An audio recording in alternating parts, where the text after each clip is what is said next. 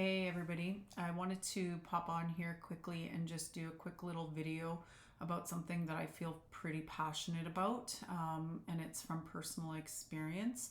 I wanted to talk about what people don't like talking about, and that's having a will in place.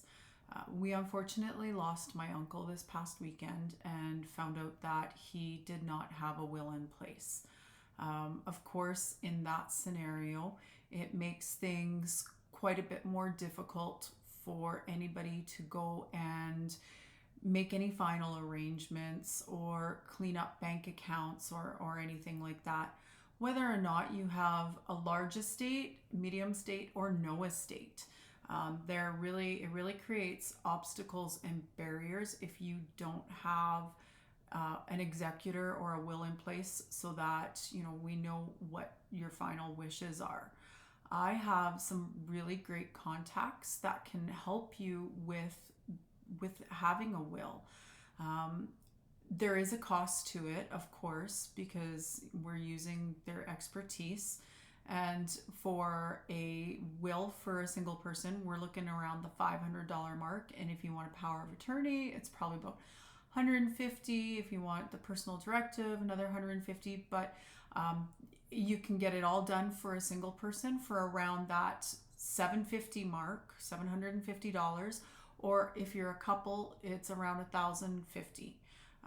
So yes, it's a bit of an expense, but it is so important to have your final wishes heard and just remove some of those barriers that your loved ones who will be dealing with your passing will be dealing with once you're gone. I do also have a suggestion when you're thinking about executors, and I might be met with some differing opinions, but that's okay. When you're picking your executor, it really pays to know the type of person that they are and what their personality is. My suggestion is to not necessarily pick your spouse or an adult child, because when we're in that process of losing, when we've lost a loved one, we're in the process of grieving, and that may be too much for a person to handle at that point. And there's a lot of work that needs to be done right away to get things going. Now, if the loved one is, there are exceptions. If the loved one is like myself, I'm the type of person that when things happen and they hit the fan, for me to have a task to do, that's perfect for me. It helps me get through things, but not everybody is like that.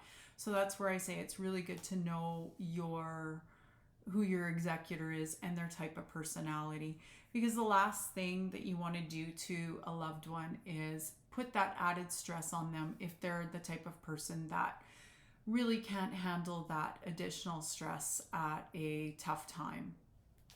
So like I said, if you have any questions, if you need a referral to a lawyer, I have amazing lawyers in my network that I can refer you off to. And I really do just urge that if you don't have a will, time to get that one off the back burner and put one in place. Just as well, while you're at it, you might as well write down what you would like your final arrangements to be, whether it be cremation, burial, service, no service. Then that way your family isn't left having to guess what you would want, or at least have those conversations with them. So sorry to be a downer on a wonderful weekend, but it really is an important message to get out. And like I said, if you have any questions, I'm here. Take care, everybody.